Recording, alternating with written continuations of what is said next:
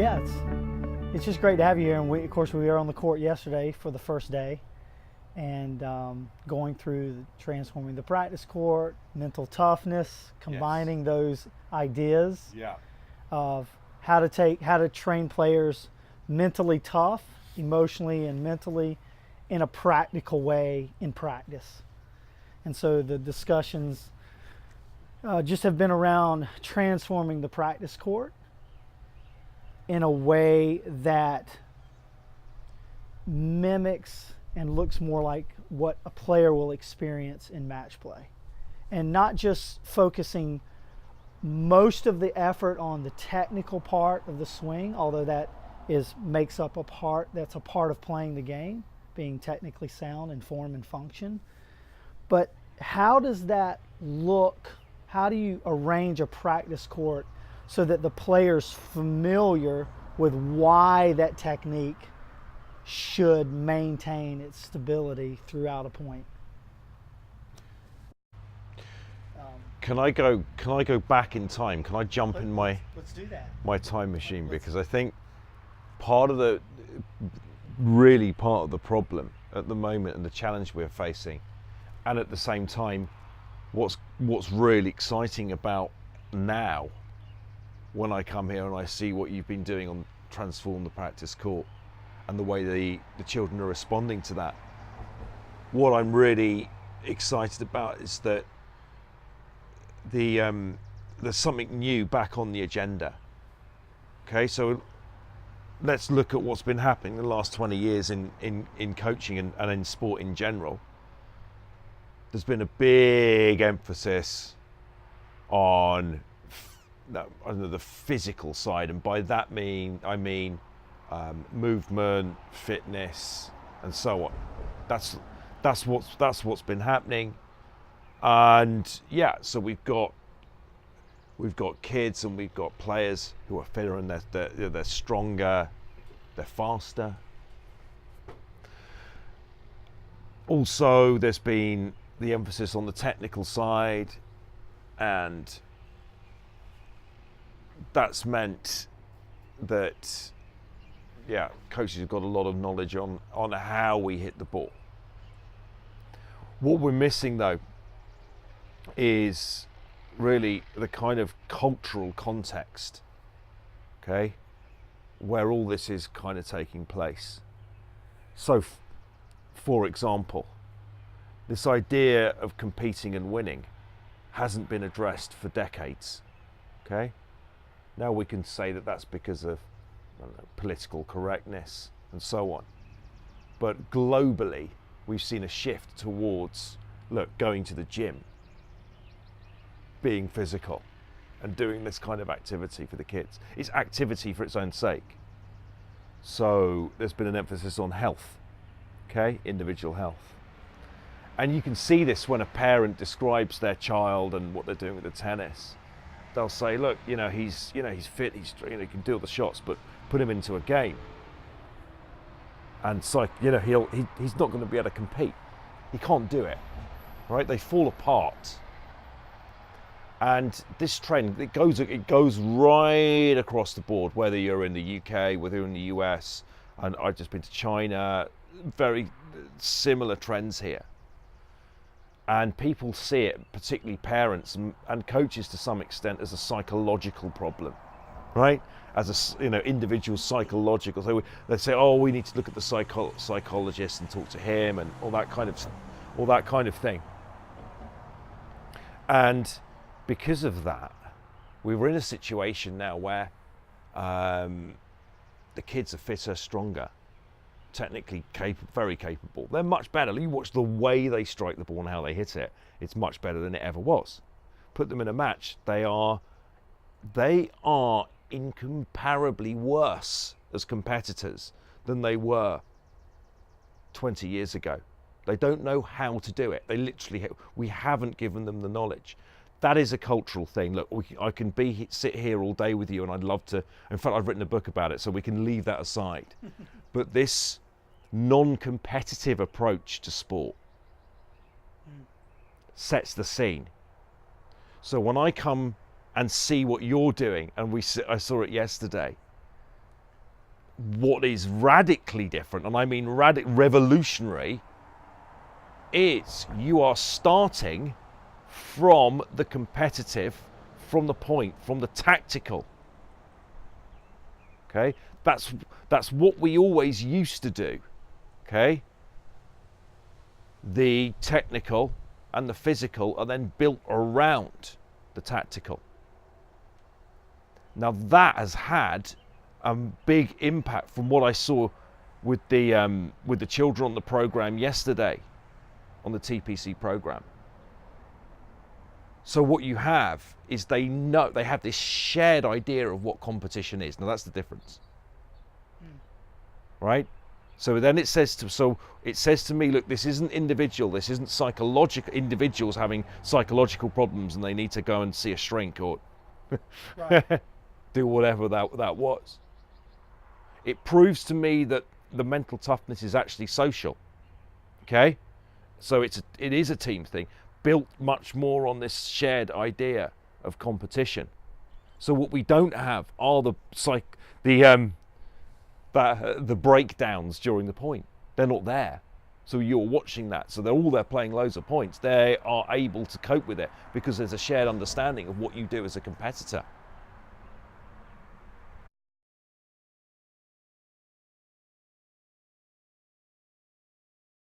That's a really good point, and that's the real reason why I desire to create a system, a methodology around the tactical, strategic part of how you compete and how you learn how to win.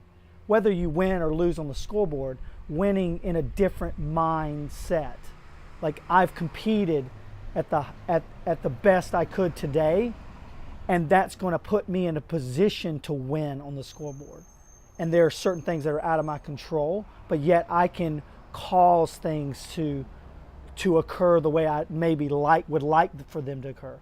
And so I like the way you phrase that there, that you build the technical and the physical and those things that enhance the better performance of a player around the tactical, strategic part. And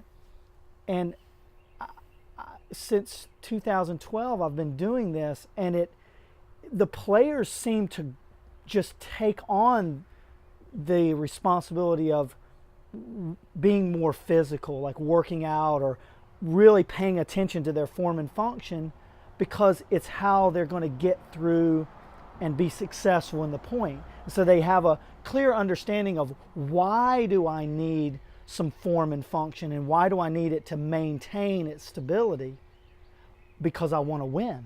So it's the how and the when and the where and the what is extremely important, but it can't be ever more important than the why.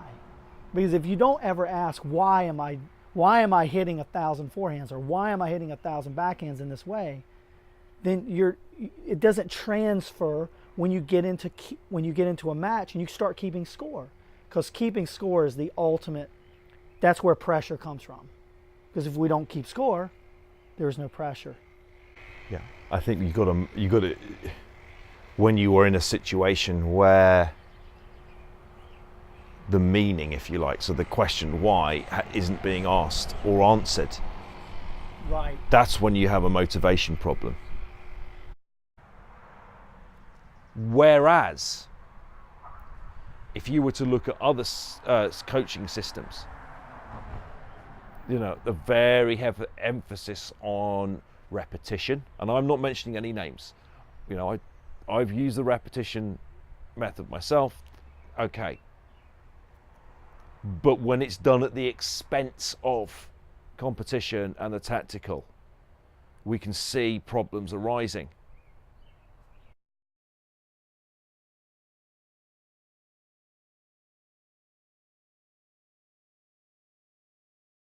So one of the radical, I don't know if it's radical, but if you look at overall, I think it's a radical, revolutionary thing, is to actually keep score more in practice.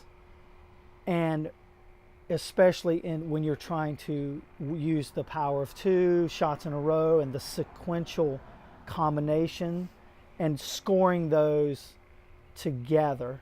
So I only score a point if I make those 2 shots, Yes. and in a pattern sequence. And so tell me a little bit about what you experienced yesterday with Cole when I said, I want you to do this pattern and I'm going to hold you accountable to that pattern. And the idea of getting them introduced to automating certain patterns when the ball lands in certain parts of the court instead of just making a decision on the fly. So what did you experience when you saw me doing that and then keeping score and doing so and holding that player accountable to the 2 shots and the pattern? Well, yeah, I mean, the first thing I noticed was that he was, once you did hold him to account and he was to execute a particular sequence, he was better. Not just a little better or a bit better, but it was better in the sense that it was almost flawless, right? So it looks like a routine. So if you were, say, watching, I don't know, ice skating or, you know, a gymnastics, it looks like that, coordinated purpose. That's what you see, and that is the end result. And the other thing is that you see them struggle to adopt this sequential thinking again and again, at least at Cole's stage. He was struggling with it. That's why I think you had to make sure that he was able to do that, or he was doing it time and time again.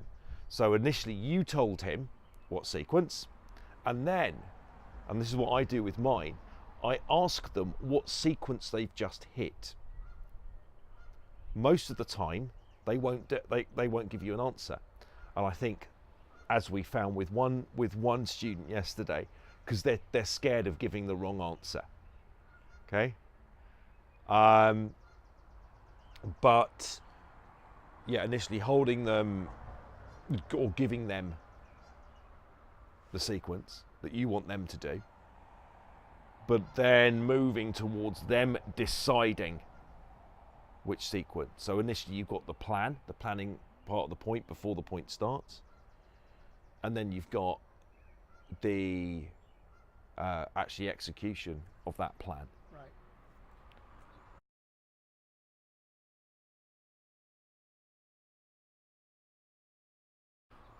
And then with that one player that was afraid to give the right answer, we found that player, when I just started working with this player, my first initial assessment was that this was a player that was very creative, almost to the point where there was no routine, there was no ritual in how they planned out the 2-shot sequences. So 2 shots and then the next 2 shots, and so they were so creative that it was a weakness more than a strength. And so bringing foundational patterns of play to a creative player adds stability, so that then they can start to create off a foundation. So it's not like trying to create robotic players out there, but it's to establish them with good foundational, boring patterns. Okay. Yeah. And we're going to talk about that because we 1-2 reset. And yeah, 1-2 reset, 1-2 boring. Okay. Yeah. So we'll talk about that. But back to this. You have to establish a firm foundation and then build creativity on top of that. Yes. Because if you don't, you're sporadic. You're all over the place. You're making decisions on the fly. You're changing your mind at the last minute. But that's one of the fundamental concerns. But it's also a symptom of this, a move away from competition into fitness and health and other stuff, and losing the why. losing the Y. So we get what you see on the tennis court is immediately that translates itself as players thinking about the point in terms of individual shot making.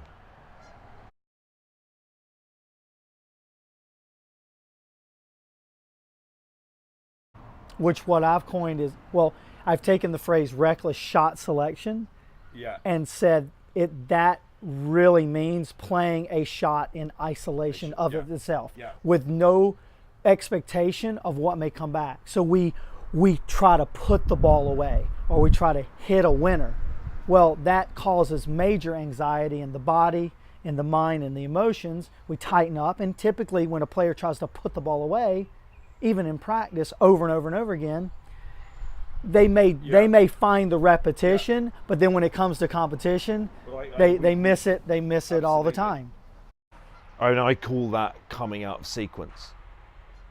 And Coming out of the sequence. Yeah. Now that will occur I found it will occur at specific points in a match. Okay. And sometimes it will occur very early on, where one player will panic or be over impressed with the shots of their opponent.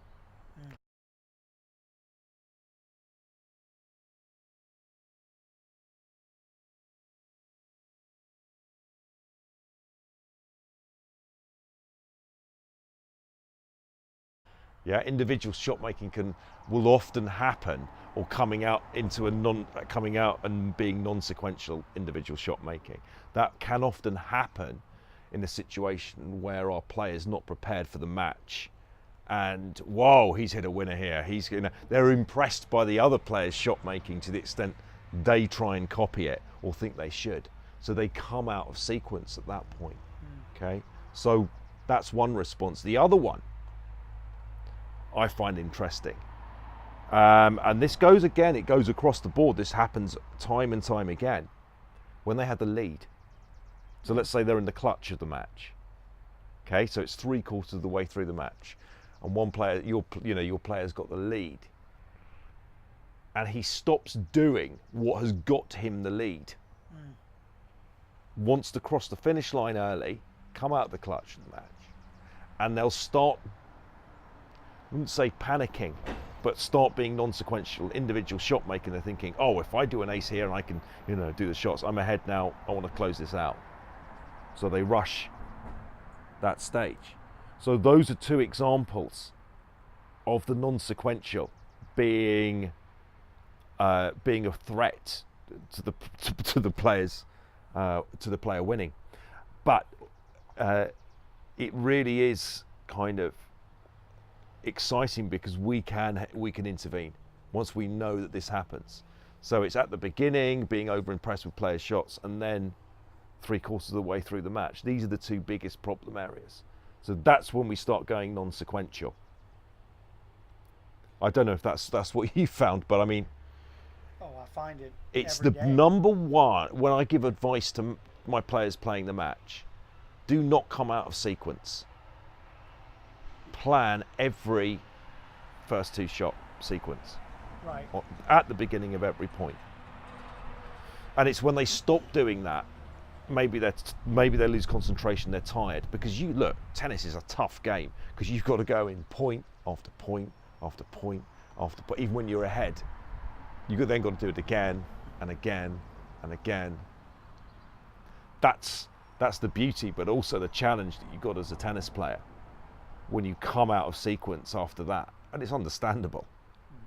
But if you've trained it like you have, like you did, we saw with Cal yesterday, where they then start, when they've absorbed this and they've rehearsed it, and they know, I don't know, I would say the top 7 sequences, but we're going to look at that, I know, later on. But that's what I would summarise as the non-sequential challenge on the practice court, and it's true of everyone. It is true. I say it's the number one problem. Yeah. It's like in golf. When you play golf, the players, it's after they've played a good shot, they come out of they then decide to, and this is what makes me laugh every time. They go, Dan, it's the problem is my bad shot. I said, no, it's not actually. Every time it's the reaction to their good shot, or being ahead in that case. So what do? They try and hit a better shot. They try to hit a better They shot. ratchet it up. Right, they ratchet in it and they lose control. Yeah. They lose Well, they do come out of sequence. I said, look, if you just hit an average, if you go average, or what is it? We go boring. Go boring. Bore them to death. You're already ahead. Don't leave that door. Don't leave that door open. Yes. And you do if you try and play a point that's what I call a have to win point. So these are all these permutations of this same issue. Yes. And it comes down to non-sequential. Yep. So that's the long answer. Do you want the short one? Yes, I thought it was really good. Yes. The long one was excellent.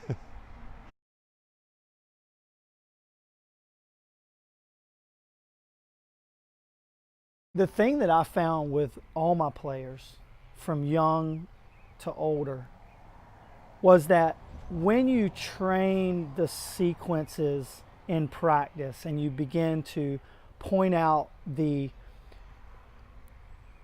idea of managing risk and high percentage patterns versus low percentage patterns that are linked together, and it's all based on where you receive the ball on the court and where you are on the court, and did you get there and did you get loaded, or were you unbalanced or imbalanced, like balance versus unbalanced. What I'm finding though, when you rehearse that, because it's really treating practice as a rehearsal, not as like a grind factory, right? Grinding into my strokes into perfection, but rehearsing the act of playing the match in this sequential pattern form it's creating patience in the player, which is what they need to stay in the sequence. They need the patience of performing boring patterns of play, because we all know, especially the junior players, they become impatient, or they become enamored with the great shot. I mean, they want to check out. They want the to pressure, check out. the anxiety and the pressure builds during a point and during a game, during a match. Right. It's my checkout shot. So they check out. That's right. Pressure's off now. That's right. That's right. The pressure's off, because if I go for that winner and I miss it, oh, okay. Well, I can blame the dirt, or I can blame the clouds, or I can. Well, I just missed. It's not my day. Or it's not my day.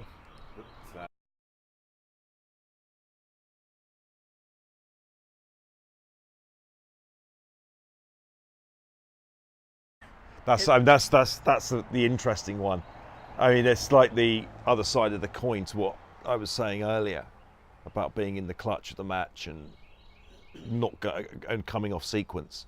The other big threat to the young player, or the player, I'm not saying young, I'm saying everyone, is that you've got being non-sequential, but checking out, because you can't take the pressure. You haven't been trained. So a checkout would be, and you see it time and time again. Is it all right if I just run very quickly? I'll run the sequence that goes on in the head because I think it's so important. Mm-hmm. Okay. Scenario is it's 3-3 in the first set. Okay. It's a serious game, obviously. And you haven't played this guy before, and the result will, it will count. It's going to count, and you're 3-3 there. And up until this point, the anxiety levels are there. You're feeling tired because it's under stress. You're under stress. But it's 1-1. Look, you've got a game. Yeah? So it's not going to be a bagel score. Yeah, that's okay. We're past that hurdle. The next one, now you've got 3 games. Okay? So whatever happens in this match, it's going to be a good score. Okay? Respectable, even if I lose. Okay? My coach will be happy with me. My parents will be happy with me. My friends, they'll go, that's great, that's okay. And maybe it's just not my day. But next week I'm going to try really hard with my coach. And so what happens? They lose. Right? Now the danger with this is the coaches and the psychologists, we're kind of trained to spot the downward spiral where the kid gets really angry and well, the player, and they're like on self-destruct mode. This isn't self-destruct, it's more destructive. So they'll go, oh, I'll take the good score. And you say, I'll take that. And they'll always lose because they've checked out of the match. They've checked out. And normally it's because they haven't prepared and they haven't rehearsed their sequences.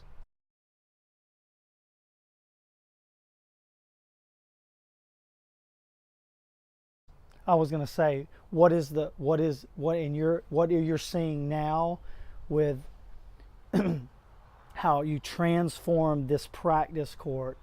Are you sensing more when you start to look at training in more sequential form? Is that the solution to players checking out less and getting to the point where they don't check out at all? Well, checking out's a response to anxiety, and that's one of the main problems you have with matches. So in this non-competitive sphere that we find ourselves in around the world with sport and kids sport, okay, they can't deal with the anxiety. They're not trained to do it. They're not trained to do it in practice. So they're not rehearsing the idea of being let down in practice. Response to anxiety is rehearsal, number one. Rehearsing the sequences, okay? Rehearsing the sequences. Planning.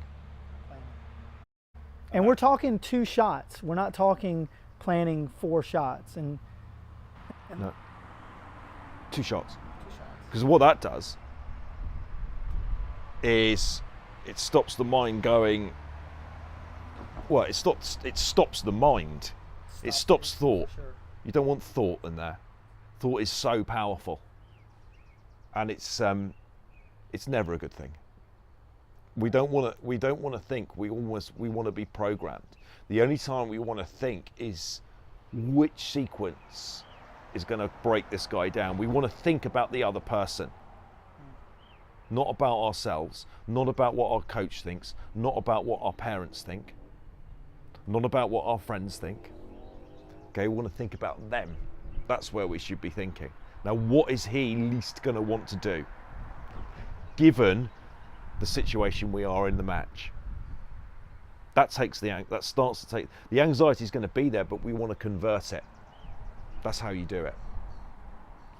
So rehearsal, and then application with planning.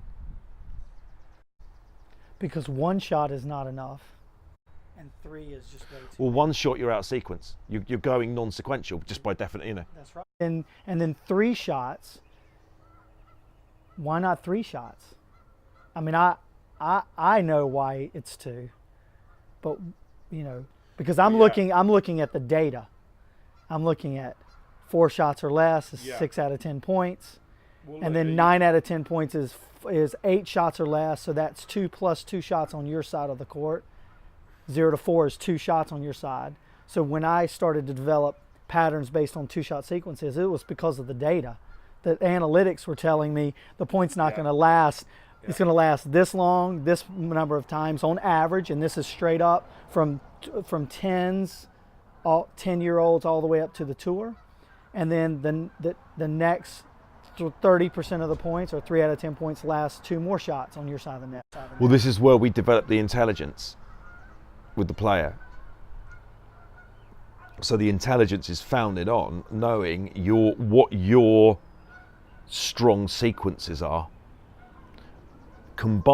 directly combined with looking at the effect of your strong sequences on the other player. In other words, what do they not want to do? Now, if your strengths hit their weaknesses, you're going to win. Okay, unless you come out of sequence and start. No, but you will. Often, that's the problem. You go, oh, that's an easy. Oh yeah, there's no easy match, guys. No. Okay, so if your strengths meet their weakness, okay, in that, and I mean the strengths in terms of your strong sequences, right? Yeah. So your strong ones are you're pretty good. If your strong sequences hit them on that neutral bit, so they're not maybe hitting their weaknesses, but they're containing the other player, then you've got a tough match on your hands. But if you stick with that, you'll probably win. Right, because the other player may come out of sequence. They may panic, and if you don't panic and you stay with your sequential play, then you can overcome that, and it's winning. It's winning by a little. If your strengths meet their strengths, then we've got a very interesting match on our hands. And be prepared. That's when you need the creative thinking, right? That's when we don't want to. That's when sequences you will come out of sequence if you're not careful. So you need your secondaries, right? So your secondary shot. Yeah. And your which sequence can I run? Yes. Yeah, that is going to that not necessarily on my strength list, but I've got to find the one he doesn't like. Okay, we know which ones. I know which ones mine are, and they're very sneaky. Which is on the return. So my R is juice run, zone of truth reverse with a slice. With a slice. Yeah, because people are very heavy on the coming back from the ad run. Sorry, from the juice run into the centre of the court. They're very heavy. Their feet are that way, and then that one. Yes. That's mine. That's what I call those the breakdowns. Okay, so when it's strength meets strength, or strength meets neutral, we need these secondary patterns. But this is developing their tennis intelligence. It's where spin and slice come involved. Right. What if I slice this one into the ad cage instead of hitting the high spin?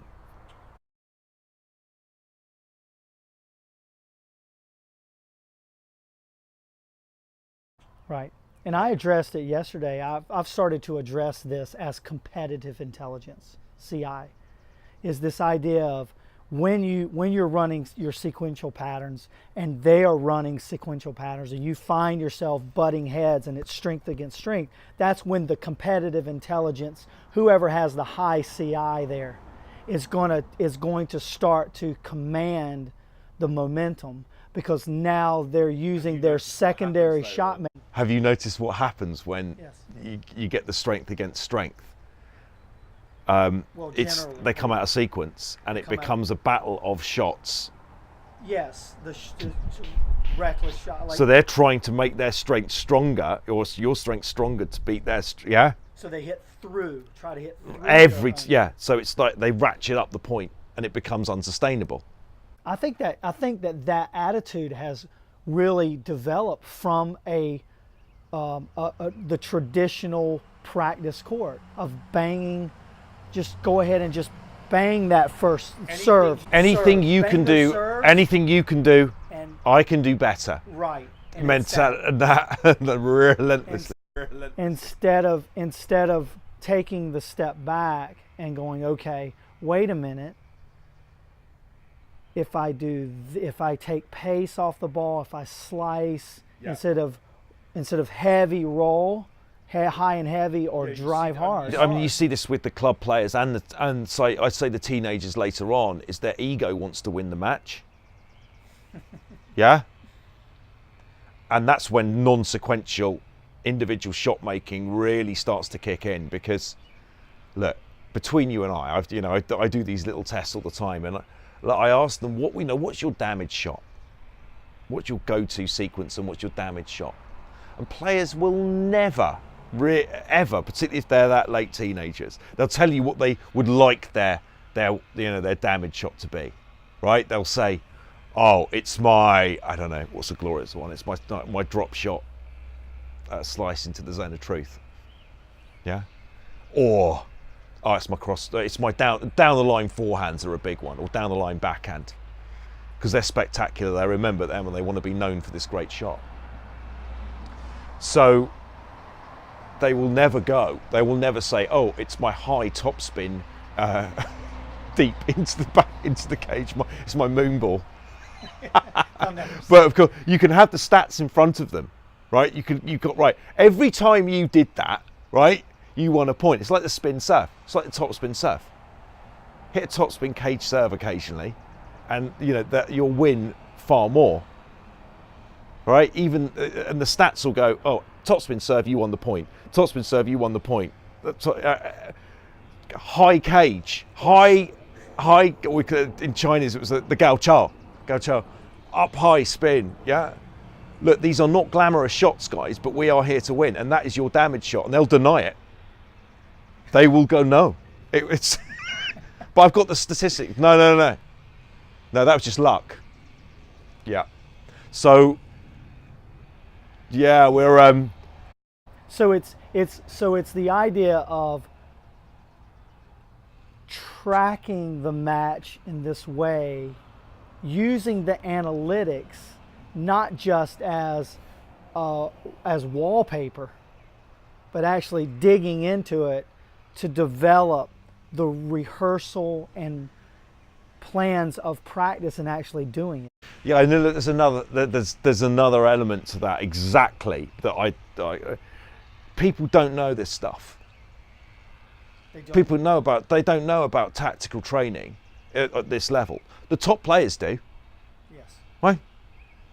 But we tend to want to copy them for their, their physique. Oh God, he's working out 5 times a week, and their great their technical ability, yeah. Because we think, if we copy that, if we duplicate that, we're going to win more. But what we don't go is we don't copy their ability, right, to hit boring.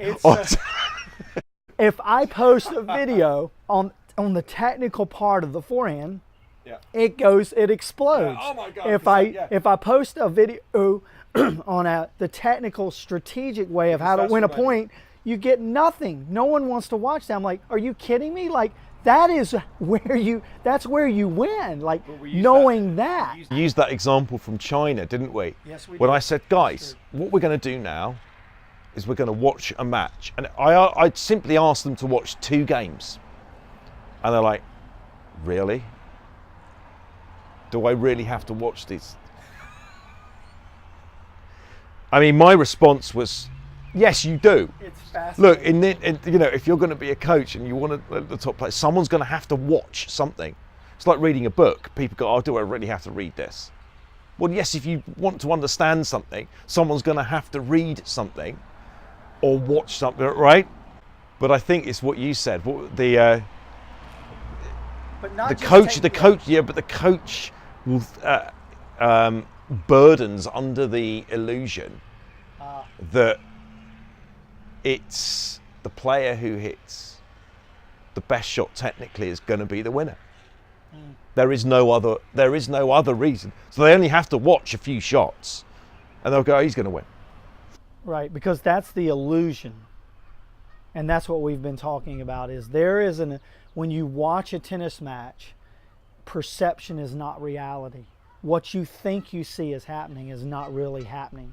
You ascribe importance. Your perception that this player is winning because they have the better strokes. And so their response is, that's just unfair. That's just unfair.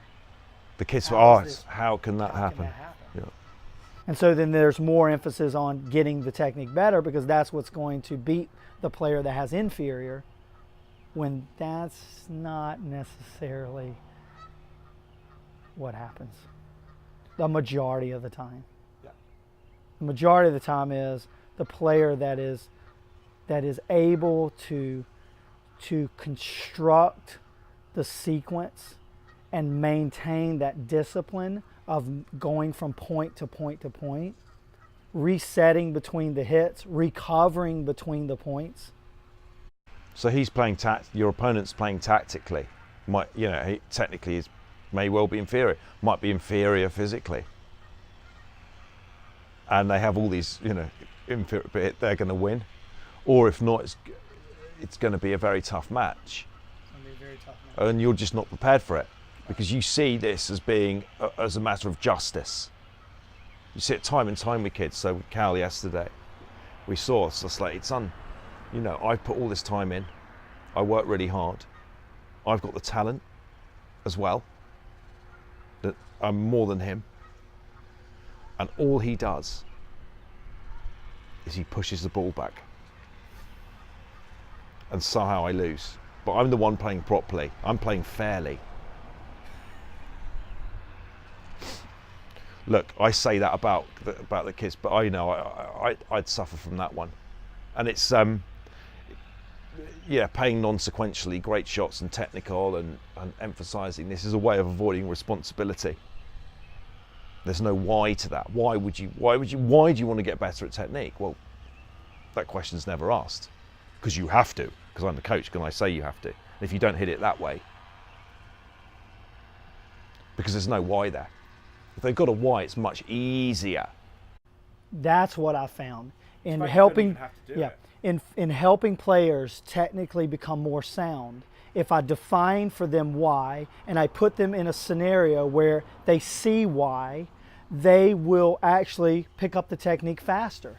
Because they're more willing to put in the effort and the energy into paying attention and to the form and the structure, whether it be the movement, the contact moves, the swing path, the speed of the swing path, right? It's because they understand why now. Oh, I need that form to create that shot because that's the one that's my damage. That's the one that really damages my opponent. They know that. And so all we're talking about, we're not poo-pooing on technique, but we are saying the overemphasis of it and putting it as the upper echelon of how to actually win was what it's out of balance. Can I give another example of that? Sure. Again, that was when I was in China last week. We had this guy who was saying, look, my backhand's poor. Can you look at it for me? I want you to help me with it. And I said, okay. So I fed him some balls in his strike zone, in his comfort zone on the backhand. No problem whatsoever. You couldn't see any problem. There wasn't one. It's fine. So then I fed him balls that were maybe low and fast, varied the spin. Okay. Again, not really a problem. Then what I said is, okay, we're going to try the backhand now in a match context. Okay. So I served wide to his backhand with spin, and he tried to hit it down the line. Right. So he said, he said, there you go, Dan. See what I mean? What am I doing wrong? Now, of course, he's expecting a technical solution to this. I said, well, you could stay more on the shot, stay sideways, move your feet, any number of. This is what I could have said technically. I said, well, why don't you hit it across court quite high? In other words, make a tactical change. So he did. So kick in, yeah, time and time again. Every time. Yeah. Then I tried it on his S1, so the shot after the serve. So he served, and I hit a ball where he had to hit a backhand. So around the zone of truth, fairly low, couldn't hit it. He couldn't do it. But he was able to hit backhands in every other zone where he could, right? So there were specific scenarios in a match where he was doing the wrong thing tactically. Yes. Okay? And I gave him a tactical solution to a tactical problem.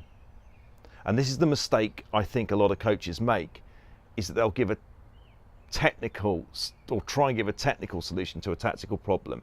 Now, it might be that is the case, right? There might, the grip the hand may be too far round on the double-handed backhand so that they're closing over the ball too early. There might be. I say try the tactical solution first and see what happens. because mostly coaches will delve in there, hit loads of balls to his comfort zone or in the strike zone to the backhand. Yeah, hey, aren't you great? And he goes into the match thinking his backhand's great. He wants justice, and then he's missing it because of a tactical mistake of not hitting it high cross court because he hasn't trained it. So seek first a tactical solution, right? Then there might be, you can add to that by making some technical adjustments to the shot, by making sure the footwork's in the right place, and so on. Hitting the ball higher over the net's always a good one. Yeah? It kind of trounces a lot of problems that players have, because they, you know what it's like, they like to respond to a low ball with a lower ball. Yeah, so it's, you get this, and you find this a lot with the girls' tennis. Response to so it gets very linear and very low margin. Yes. So why don't you hit the ball higher over the net? Okay, tactic number one. So simple things, but yeah, tactical to tactical. Try that first, then you can bring in the technical and make the tweaks. But that's an illustration, I think, of part of the problem with that approach of technical is king. All right.